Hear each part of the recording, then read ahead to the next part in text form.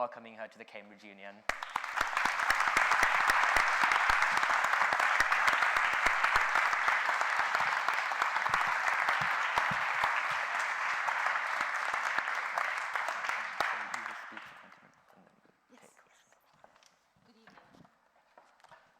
Good evening. I'm going to try not to bore you, but I'm going to try to also give you hopefully a different perspective of what the media has given to the West about Saudi Arabia and Saudi women.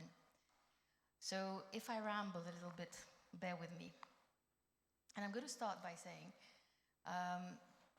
that as a child, I remember growing up in London, I was always asked about Saudi Arabia. Where was it? What was it? Do you live in tents? Do you have an oil well in your backyard? Do you go to school on a camel? That, of course, was a good many years ago. Today, although more is known about the kingdom, I'm not quite sure that the information in the minds of the general public is quite right. Stereotyping is a result of ignorance, of not knowing what the reality is. It is a gap filler, and as such creates damage on a large scale because of its generalizations. And it also eliminates the different cultural levels that exist in any society.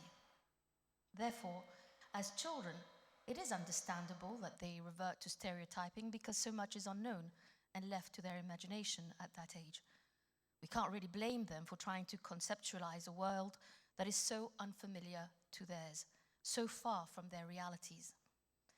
And so, although at the time I found it annoying, if not painful, to be taunted by my classmates, more specifically because it just meant that I was different, that I didn't really belong, and at the age of 7 or 8, it is important to feel that you do belong. Comments like going to school on a camel or having an oil well in the backyard, or another one of my favorites, Arabs eat sheep's eyes, were just things that kids say and grow out of, supposedly. However, when young adults come up to my daughter and say, "Oh my God, you are Saudi, but you look so normal. Saudis are terrorists." Or to me and say, "How could you possibly live there? How can you possibly be a Muslim?" Well, there isn't much you can answer to that. After a while, we get used to these kind of comments, from the young as well as the old. Now, I cannot say that the reason for this is that those who utter such discriminate absurdities are uneducated. For the most part, they are not. What they really are is misinformed, and the unfortunate end result of a powerful media service, or should I say, disservice. On the whole, I find this to be narrow-minded and to a big extent unacceptable. But we all fall into the trap of stereotyping, and many of us have, at one time or another, used reductionist comments to describe a people or a nation, and without any disrespect to anyone here, I'm sure many of you have said or heard comments equating a nationality to something it represents. So the French and croissants, wine and Chanel No. 5 are one, just as the Cubans and their cigars are one, and the Italians have their love of Ferraris, their pizza and pasta, or is it the mafia? The Japanese are recognized by the love of cameras snapping away at everything. The British like their Guinness, their Heinz beans, and of course, is also very famous for their high teas. The Americans, well, it's Hollywood, fast food, conspiracy theories. As for the Arabs, for one thing, they are all Arabs, regardless of their nationalities, whether they are Saudi, Kuwaiti, Emirati, etc. They are all one in the eyes of the West. Rich, bearded oil sheikhs, as promoted by many of our childhood cartoons, an image that today has been replaced by that of the terrorist. As for Arab women, they were once stereotyped as belly dancers, wriggling and wiggling in their colorful veils, something straight out of 1001 Nights, or the popular American 60s show that I'm sure you don't even remember because you were much too young, I Dream of Jeannie. That too has changed, and from the exotic belly dancer, she has become an oppressed, repressed, subservient, abused, black veil-cladded woman without a voice or an identity. As a Saudi woman, I am not that woman, nor am I a terrorist, nor is any member of my family, and I certainly don't know of any. What stereotyping implies is that nothing other than these traits exist in these nationalities, making communication of realities difficult to attain because they have been summarized in a one-sentenced, one-word expression. The unknown is always dreaded, whether it's with regards to a new country or a different culture. And fear of the unknown breeds stereotypes that remain fixed in people's minds, no matter how hard they try to remove them. Misunderstandings and misconceptions are born out of ignorance. They propagate because corrections and rectifications are rarely made, and the attempts which are made are replaced by skepticism on the part of the listener or reader when insistence and repetitions of certain notions are used in defense or justification of an unknown difference. By the time lies are falsified or negated, it is too late, and the damage is done. The negative always remains in the minds of readers, as the positive quickly disappears. After all, human nature always searches for the wow factor, the scandal, the gossip, or the shame that is easier to remember than a bunch of statistics or factual data. Undeniably, we are partly to blame, as we, as Arabs, or rather as Saudis, do not openly promote ourselves or expose the varieties that exist within our country, our traditions, or our people very clearly.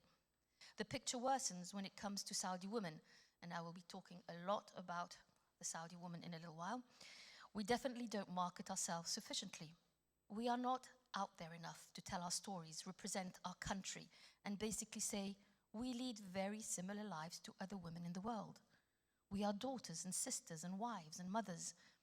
We are housewives, students, and career women. We have the same ambitions for ourselves and our children. We are like all women in the world. We dream, we shop, we gossip, and we talk a lot. We all know how much and how fast our world has shrunk and how accessible other countries have become thanks to modern travel and, of course, technology. From chat rooms to text messages, social media has put us on the platform of cyberspace and is revolutionizing life around the world, propelling all kinds of information onto the pages of the web.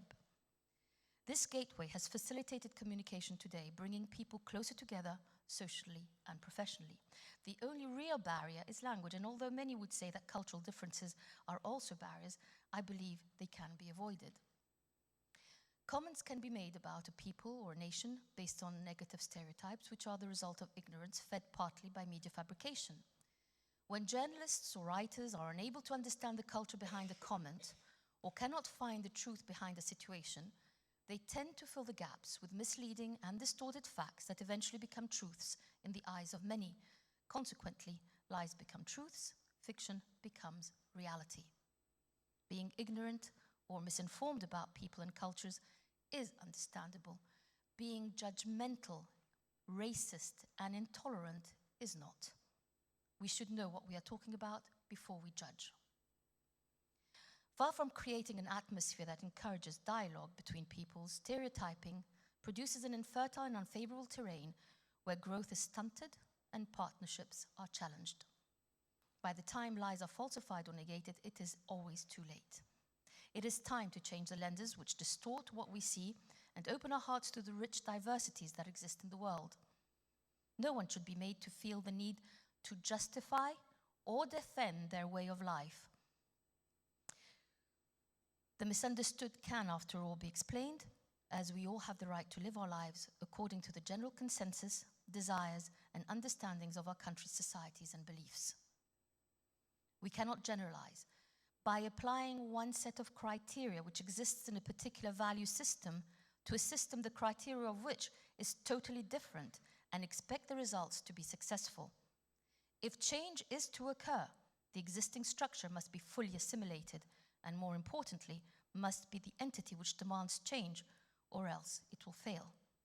In other words, change must happen from within, and not because external forces perceive the existing status to be faulty, according to their beliefs, and enforce their own criteria without considering social, religious, political, and traditional factors which are the makeup of the prevailing organizational system.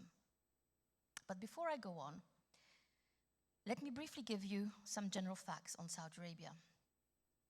Saudi Arabia, in general, is a drastically changing country, changes that have been profound and also extremely rapid, evident to everyone outside the kingdom looking in, as well as to those living within the kingdom. Today, the population of Saudi Arabia is close to 30 million, of which 8 million are foreigners. Saudi Arabia is the second largest state in the Arab world after Algeria, with a land area of 830,000 square miles, 2,150,000 square kilometers. It is bordered by Jordan, Iraq, Kuwait, Qatar, Bahrain, United Arab Emirates, Oman, and Yemen. Most of its terrain is barren desert. It was founded by Abdulaziz Al Saud in 1932. It is a monarchy, it is home to the two holy mosques, and its basic law of governance is based on the Sharia and the Quran. It is also the world's largest oil producer and largest exporter. Prior to its unification, Saudi Arabia was one of the poorest countries in the world. With the discovery of oil in the 1930s, and because of the wealth generated by its revenues, the impact of Saudi Arabia on Saudi Arabia, especially during King Fahad's reign in the 80s, was so great that it brought to the country rapid modernization on several levels, starting with urbanization, technology, education, and media, to name but a few. A modernization that started when King Faisal came to power in 1964. When King Abdullah took power in 2005 at the death of King Fahad, he began a series of reforms to rejuvenate the country as much as it was possible without stirring opposition from different sects of societies. He introduced economic reforms to diminish reliance on oil revenues, encourage privatization and foreign investment. In 2009, he made several changes to the government, such as the judiciary, ministries, and the armed forces, and for the first time introduced women to the country's consultative body, the Shura Council, 30 women out of the 150 members.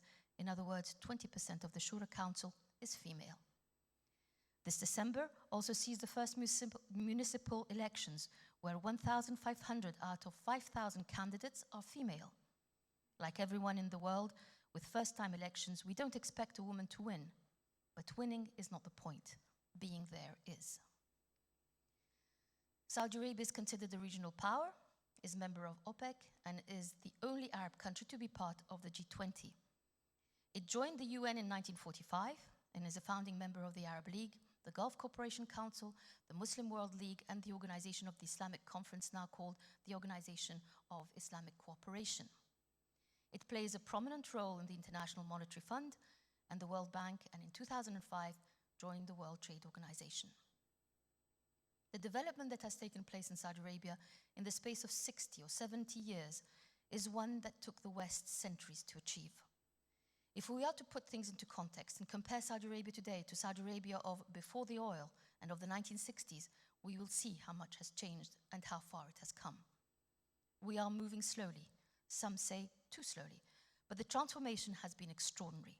These changes that seem so small to the outside world are in fact extremely important because they are the foundation stone of the future. They are the infrastructures of tomorrow, just like the first group of women in the Shura Council. It is not so much what we are doing, but the actual fact that we are there that counts. Saudi Arabia is booming in the hugest way possible, opening opportunities to those who understand the way it's evolving. Many foreign companies have hopped on this train of this evolution, looking at the bigger picture. A two-way track is available, which benefits both Saudis as well as Saudi Arabia's guests who come to work in the development of its ever-growing infrastructure. Throughout the last 60 years, there has been a race between the traditional world on the one hand and modernization on the other. With it came social transformation, education, and technology.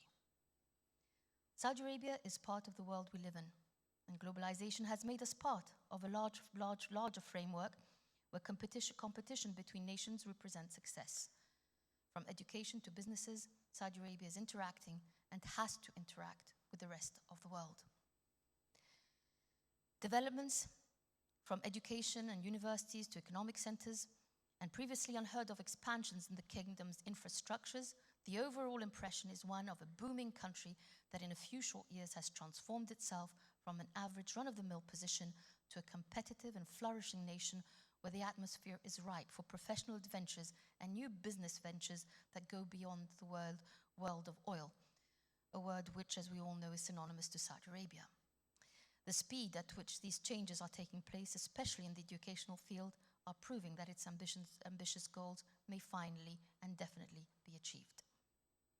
And no doubt about it, education is a priority and perhaps the most prominent aspect of this recent boom, which includes both boys and girls, and on which the government is focusing its attention and allocating the largest part of its budget. Why? Because we all know that with education comes change, or that change can only happen after education. Sincere efforts are exerted not only to eradicate illiteracy from the country, but also to transform the people, and by extension the nation, into a country that can compete globally on different levels. By investing in education, you improve human development and human resources, which consequently will boost the country forward by effectively utilizing them in the national economy. For this reason, Saudi Arabia's 2014's budget allocated 25% of the country's total spending to education and training. That is close to $56 billion, 3% higher than the 2013 allocation and the highest increase since 2007. Because it understands that the most important asset of any country is its youth, which embodies the hopes and dreams of a nation. Additionally, a byproduct of the King Abdullah Scholarship Program is an opening of mental horizons, knowledge of different cultures and ideas, acceptance of others, and tolerance of different peoples and faiths. Saudi Arabia is a young country, with 51% of the population under the age of 25, 37% under the age of 14. In other words, 2/3 of Saudi Arabia's population is young, and therefore in continuous need of education, employment, and housing, 3 sectors that are in perpetual evolvement and development for obvious reasons. Learning abroad is not only an academic experience, but also a very important cultural one, expanding the horizons of young, impressionable minds. On their return to the kingdom, this youth brings back fresh and innovative ideas to create a better Saudi Arabia. We all know that promoting education in the country's human capital is the key to a knowledge-based economy. It is definitely one of the key areas in the kingdom, with a continuous increase in the number of government universities jumping from 9 a few years ago to over 25 in 2012, without counting the surge in private higher educational institutions. Together, they total over 65, and development of more is ongoing. For the most part, these institutions are high capacity. To accommodate the large number of post-high school students, the budget also includes plans to build 610 new schools, in addition to the 3,200 already under construction. This educational boom is responsible for filling universities not only with students, but also with teachers, and provides employment to a large number of graduates in different fields. It is also in need of progressive development and training in skills and methodologies not usually available in the kingdom, which is resolved by inviting trainers to Saudi Arabia to help those unable to leave the country. And we cannot speak about education in Saudi Arabia without mentioning the visionary leadership of the late King Abdullah, without whom so many of our milestones would not have taken place. King Abdullah bin Abdulaziz focused on education as a strategic move to modernize Saudi Arabia, with the goal of making it part of global competitiveness. In order to achieve this, he directed his attention not only on the opportunities within the kingdom by creating new learning centers, but also by investing in our very large youth population, by providing scholarships to those who are capable of obtaining admission into a foreign accredited university. The King Abdullah Scholarship Fund was established in 2005 and is probably the best funded scheme in the world, with over $5.5 billion spent on it to date. And depending on the degree the student chooses, the scholarship pays for a monthly stipend for student, spouse, and children, full academic tuition, medical and dental coverage, annual round-trip tickets for student and family, top-ranked school rewards, high GPA rewards, scientific material allowances, special needs allowances, distinguished students honor program, patents support. Initially, it was intended to last not more than 2 years, but its success and necessity pushed for a first extension in 2007, a second one in 2009, and is now expected to continue till 2020. Numbers have shown that there are approximately 200,000 students in over 38 countries around the world. By 2020, over 1 million young Saudis will have benefited from the King Abdullah Scholarship Program by studying abroad. Just imagine what implications this could have on a country.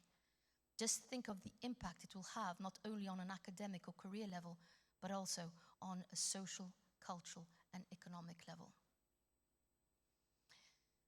The use of technology in everyday life is another rapid change we have seen in the kingdom, and the advent of the internet in the Middle East has changed the way people learn, think, shop, do business, and spend leisure time. Life has never been easier, not just for Saudi Arabia, but for the whole world. And Saudi Arabia has been riding this wave to be at the top of the internet users list in the Middle East. Thriving as it is, its usage by the larger part of the Saudi population has rapidly boosted its development in a tremendous way. Practically everyone in Saudi Arabia has one or more mobile phones, owns a computer, a laptop, an iPad, etc. You name it, we have it, and in quantities. Anything to improve our lives and make it the easiest and most accessible possible.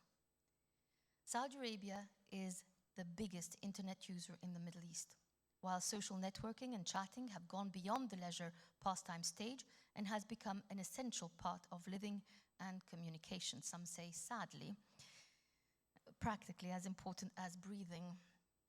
Members of a family may be physically sitting together, but are actually spatially on a virtual platform that, for most, is more real than reality. The younger generation in particular is far more advanced and connected than we ever were, and children as young as 2 are computer proficient and iPad literate. Social media is revolutionizing life in Saudi Arabia, and because it propels all kinds of information into cyberspace, whether true or not, it is also challenging the credibility of the religious and governmental establishments. It is important to state that the advancements and use in technology stand in opposition, not in contradiction to traditions, and it is important to emphasize that, as with many issues in the kingdom, this may be slowed down by social beliefs and aging individual thoughts, but not by religion. In 2009, I'm just going to give you a few numbers just to give you an idea of how much internet use we're using. In 2009, internet users in Saudi Arabia was at 51%. In December 2013, there were 16,544,322 internet users, double the previous numbers. Social media has given us an open door to the outside world, and in December 2013, Facebook had over 6 million Saudi users, which is with the highest rate in the GCC. Twitter has over 3 million active users, leading the world in growth rate, with a global average of 300% growth per year and over 50 million tweets per month, making Saudi Arabia 30% of the Arab global tweets. In 2013, more than 90 million videos were watched daily on YouTube on Saudi soil. That is more than any daily YouTube video usership globally. This actually scares me. It's too much wasted time. LinkedIn tops the region with 840,000 Saudi active users in comparison to 5.9 million users worldwide. Approximately 15% of LinkedIn users are from Saudi Arabia. The majority of Saudis do not conform to the stereotypical image Westerners have of them, and logically speaking, can that ever be the case with so many people studying abroad? This doesn't mean that they return to the kingdom as a new brand of Westerners with Western ideologies. It means that they add to the blend of different schools of thought that presently exist in Saudi society, creating a balance between the ultra-conservative the traditional, and the more modern or global thinking people holding competing and sometimes conflicting ideas that emanate from the different inherent structures of society, such as the governmental, business, religious, and tribal. Social structures and the need to conform to them appear alien to non-Saudis and are misunderstood by anyone from outside the kingdom. Changes will take place. They are part of natural evolution of human development and intellectual expansion and expression. But changes take time, the time society needs to assimilate the differences between past and present, and the desire for a fruitful future, not so much for today's generation, but more for tomorrow's adults. Our society, like many fast-moving societies, need time to adapt before it can change. We are not naive, and we are aware of our shortcomings. We have a long way to go to reach what we want to achieve, and not what the West dictates. And it has to be done at our speed. We have already come a long way from the stereotypical desert-living tribes that peppered the country during the early to mid-20th century, before the high-rises, the large streets and highways that have become synonymous to modernization and a default of globalization.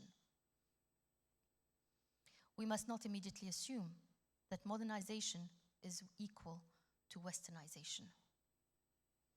We will continue to move, change, and develop, regardless of the media negativity trying to affect our credibility, and any change that comes about as a result of education will not eat away at our values or religious principles.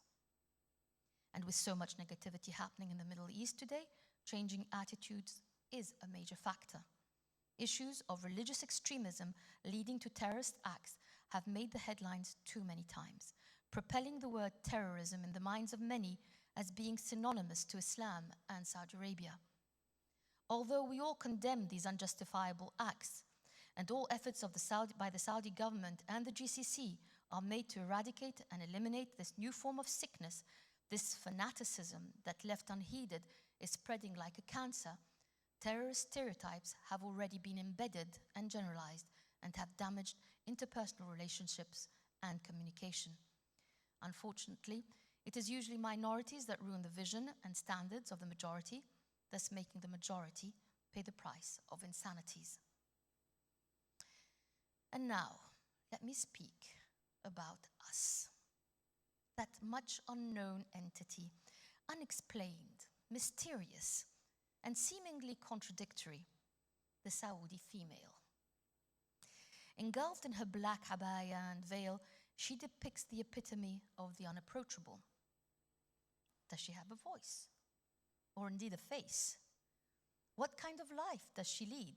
Or more appropriately, is she capable of leading, with all the restrictions that seem to hinder her? Does she contribute to society? Or is her role confined to childbearing?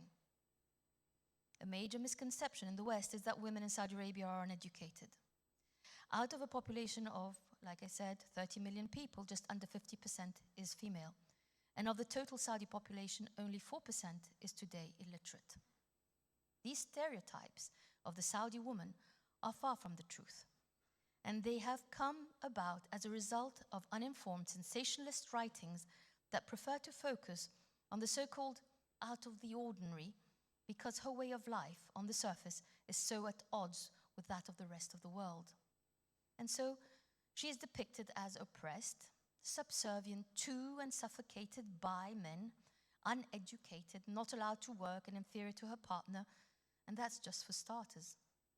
Saudi women seem like incompetent, mindless beings, incapable of making decisions or acting independently on anything. It has been said that we live in abusive, repressive ignorance. And I say that any journalist or writer who doesn't go through the necessary steps to obtain the truth is abusive, repressive, and ignorant, and sadly commits the worst of cultural crimes by feeding the masses information that is readily believed. After all, in this context, ignorance is a form of racism. Anyone talking about Saudi Arabia will no doubt have something to say about Saudi women, and there is no point in repeating the main comments made on women, but I will say the following. Women make up for over 60% of the student population in higher education in Saudi Arabia. Science, medicine, and high-tech fields of study have attracted a large number of Saudi women both in the kingdom and abroad. Women can now earn degrees in law, petroleum engineering, political science, and journalism at Saudi universities. We have moved up from being a country with 5% literacy rates in the 1970s to one with over 80% today. Literacy rates for Saudi females between the ages of 15 and 25 have climbed up from 81.7% in 1992 to 96.5% in 2009. These young women enter education not just for the purpose of obtaining a degree, but as a means of achieving a goal, that of making a difference in our society. Saudi women are strong and intelligent and are becoming increasingly visible and vocal. They participate in conferences, symposia, and professional development activities. 21% of Saudi investment within the country and abroad is controlled by Saudi businesswomen. And although no doubt difficult, they are finding emancipation through empowerment via education. It is difficult for a Westerner to truly understand Saudi women, because to do so means understanding the cultural context. Talk to a Saudi woman, really talk to her, and you will be left with a sense of contradiction. What you believe to be true because you were told that that was a truth, just like those children at school, and what you hear and see from the reality in front of you. The reality is that, just like anywhere in the world, you will find that there are a range of mixed feelings from women on women and their empowerment, development, and change in society. Some women are happy and content with the way things are, following in the traditional footsteps of their mothers, if not their ancestors. Happy to be wives and mothers dependent on a father, brother, or husband, without any urges to change the status quo, to go to work, or to drive. Others are angry and frustrated, want change and freedoms, and want them rapidly. It is a very interesting world of contradiction. But before you are capable of understanding these contradictions, you must understand that behind her abaya and scarf, or niqab, there is a human being, a woman with a voice and opinions and dreams. As I said, we are also to blame. A lack of proper exposure on our behalf has led to these misconceptions. But this too is changing. As with the changing face of Saudi Arabia, the Saudi woman has revealed herself as being a strong and ambitious individual, influencing and participating positively in society. In many ways, stubborn, she understands that education is her key to success and will unlock the doors to her goals. Islam, unlike what many believe to be true, encourages education, regardless of gender, making education both a right and a responsibility. It is not Islam that hinders progression of women, and we must stop thinking of Islam as being responsible for impeding her success on a national or international level. There exists a fine line between religion and tradition, and generally speaking, much of what is seen by the West as being backwards and oppressive to women is based on tradition. And this too is changing very rapidly, just like traditions in other parts of the world, because it is part of social evolution. And there is no longer a stigma on women being educated to all levels. And more families want their daughters to pursue and succeed in higher education, a large number approving of their daughters traveling abroad, taking advantage of the King Abdullah Scholarship Program, which has sent thousands of students overseas since its foundation. A country's true development, economic growth, and international success can only come about when it uses 100% of its human resources, male and female. Not to be overlooked, women are playing an increasingly important role in the building of this society. Never before has their input been as effective as it is today, as progressively more women enter the job market in both the public and private sectors. The government is making major efforts to improve the status of women by helping them incorporate fully in the labor market, which obviously cannot happen from one day to the next. It has implemented reforms and created new jobs to ensure that women have better opportunities to participate in the country's economy. The 10th five-year plan, 2015 to 2020, stressed the importance of greater female participation in the national economy by providing women with more job opportunities.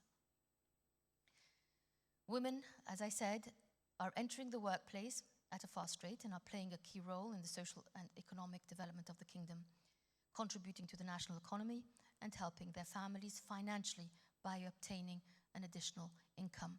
In many cases, economic necessity, just like anywhere else in the world, brings women to the job market. Saudi Arabia's rapid population growth means that the government can no longer afford to hand out loans or lands to its young citizens, as was once the case in the early years of the oil boom. And the cost of living being constantly on the rise has made it more and more difficult for young couples to own a house unless both partners work. Another social factor that has forced women to join the workforce is the high rate of divorce. In a country where 1 in 4 marriages ends in annulment, women have to work to live and to bring up their families. Generally speaking, the main reasons preventing women from entering the workforce are associated to traditions, unsupportive fathers, husbands or brothers, lack of the appropriate skills and experience, and sometimes lack of opportunities. Another valid reason is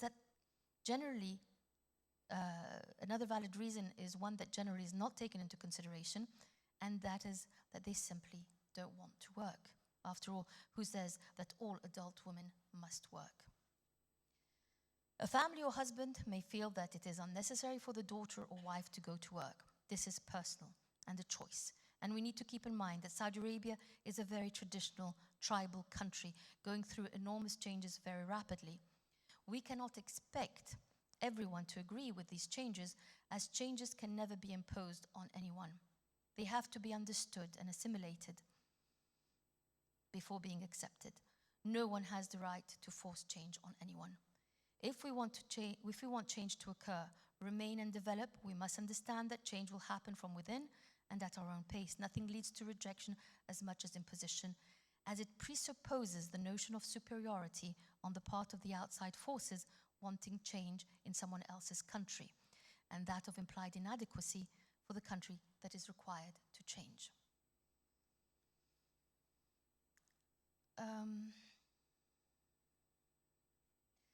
There are many examples of successful Saudi businesswomen and entrepreneurs, too numerous to mention, who have all served their community and country in one way or another.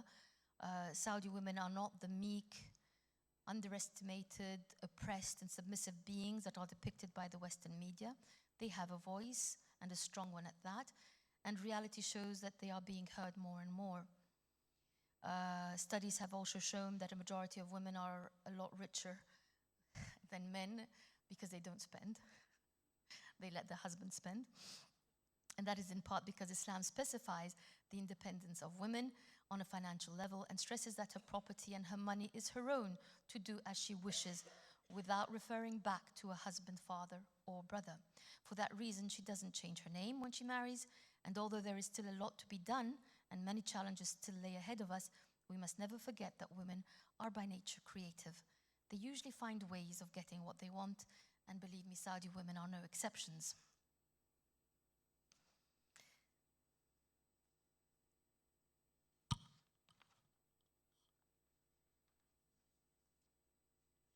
One last thing, I wanted to talk about a little bit about government jobs. Unlike many countries in the world, all government jobs in Saudi Arabia give equal pay to men and women. Even at the Shura level, we have the same pay, and more importantly, we have the same rights as our male colleagues. Women also have up to 3 years of maternity leave for every female employee working in the public sector. And that is something that is very much encouraged because it gives them an opportunity to have their children as well as go back to work. And they can spread out those 3 years either with their first child, the second child, or whatever. They can have it all in one lump, or they can spread it out as they wish. I'm not here to justify or defend or even imply that we live in a near-perfect society. My intention is not to give a rosy picture of Saudi Arabia. It is, however, to shed light on a different image of Saudi Arabia, an image that must slowly but surely grow in the West, one step at a time. And it will change. It will change because of our young ambassadors, the thousands of students living and learning in every continent in the world. It will change because of the numerous Westerners who have willingly made Saudi Arabia their home and who vocalize their feelings out loud on the internet and in chat rooms in defense against the typical stereotypes on Saudi Arabia. It will change because of the numerous Saudi professionals who attend and present at conferences abroad and on every field under the sun, and the numerous Westerners who participate in conferences in the kingdom.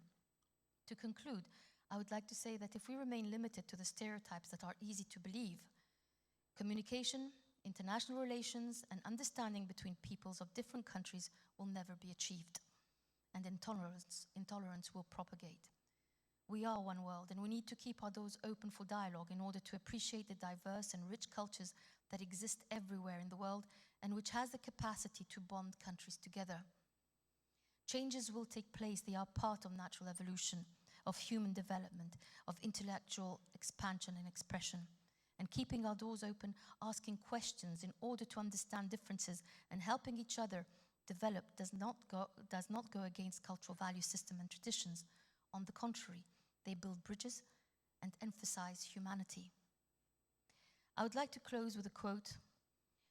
On December the 7th, 2006, Prince Turki Al-Faisal, who was a previous ambassador to the UK, gave a speech on educating for the future at Princeton University.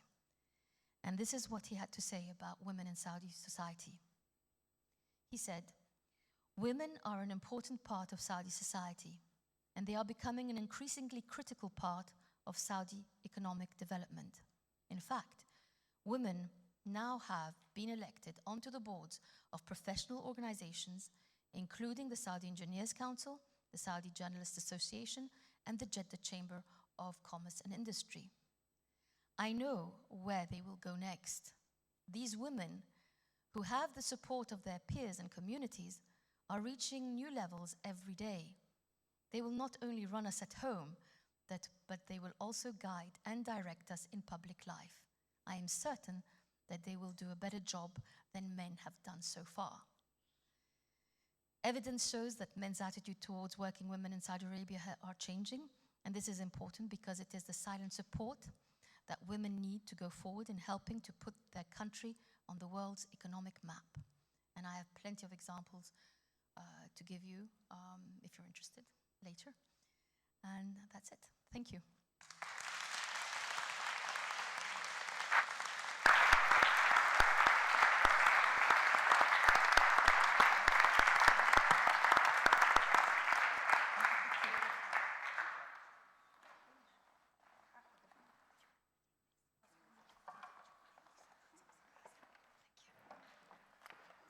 Yes, no, I have a mic, so I should be okay. Well, thank you very much for that talk. I'm sure the audience has lots of questions for you, and since we're slightly above time, I'm just going to take a couple of questions from the audience, if that's okay. Are there any questions for Hoda Al-Helaissi? Yes, gentleman at the back.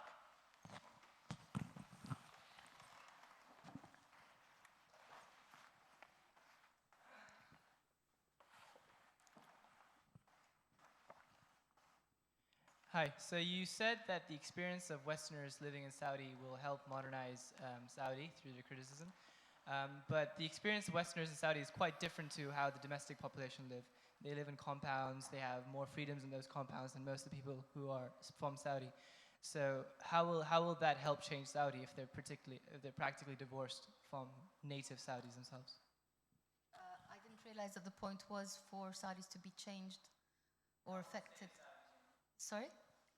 How will Saudi modernize if Westerners who live in Saudi are divorced from Saudi society itself?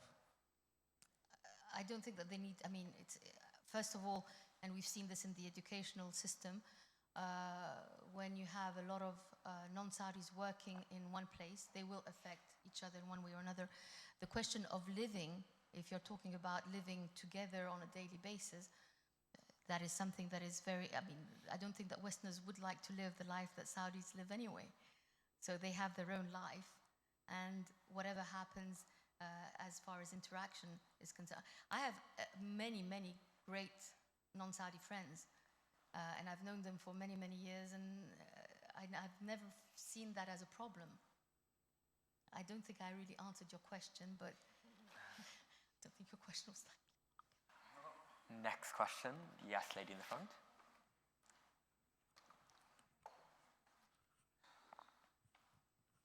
Hi. I was wondering, I think your speech has really illuminated that I think there's this image that Saudi women are very different, for example, from the women here in Britain, and you've really kind of shown that there are so many more similarities than the media leads us to believe. However, I was wondering if you could expand upon something you said in a CNN interview I saw in April, which is that segregation is not the same as discrimination. Yeah, I was really just wondering if you could expand upon that, because it was a bit confusing to me. Is that all right? Okay, segregation. I mean, everybody says, oh, look at Saudi Arabia. Men and women are in separate places. This is definitely, segregation is bad. Okay, fine. What people don't realize is that just because we live in separate worlds, as it were, even though we do mix, with the Shura Council, for instance, we're together in the same place, and we discuss issues in the same place. It's not to be considered as discrimination. Discrimination to me is something that happened in the 60s in the United States, when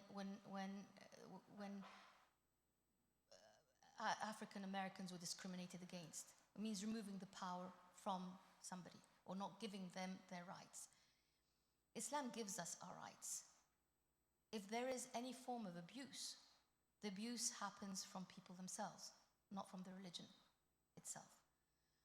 And I think there's a very fine line that we all need to understand, that we are given our rights. We are not discriminated against. But what is happening in society can change for the better. We have time for two very short questions. Yes, gentleman at the back. That's you. Oh, well, okay. Apologies. First of all, I'd like to thank you for your speech that you gave. It really made me think differently about the way Saudi women are treated. My question to you is, I'd like to know what's being done for some of the 18 million foreigners you mentioned, some of whom are being put to work in conditions that have been related to slavery, people who've been overworked in boiling hot conditions and not really been given the basic human rights. Thank you very much. Okay.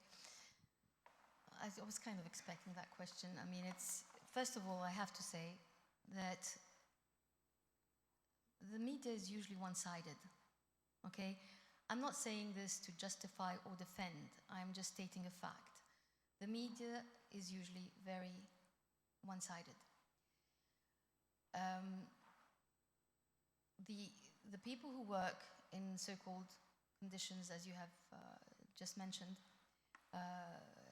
it was part of the reforms that the government put to use, in the sense that they had to go and check.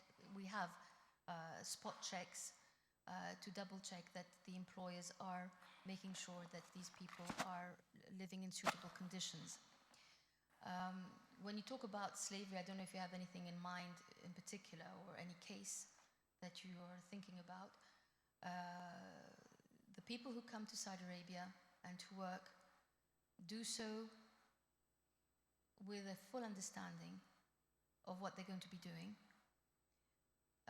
They get paid.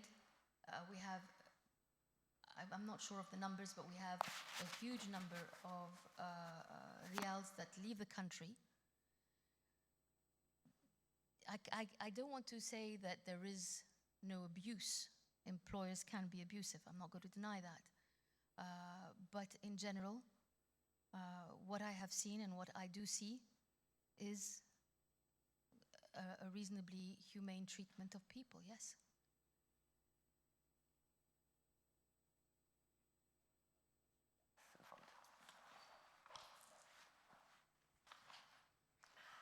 First, thank you for your speech.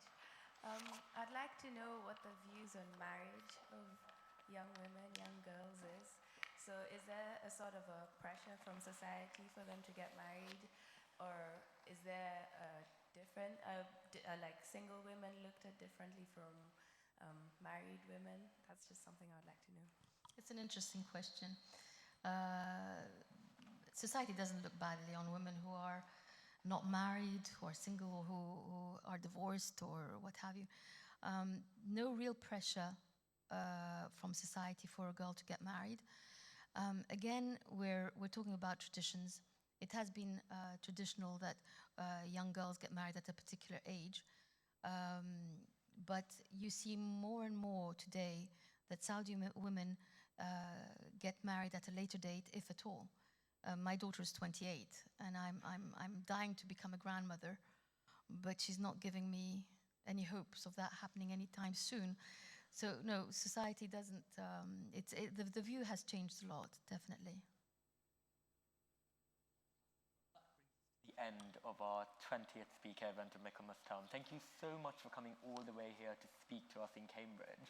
As I mentioned, this is our 200th anniversary year, and it's such a pleasure to have you as part of those celebrations. Please do join me in thanking Hoda Al-Helaissi for speaking at the Cambridge Union.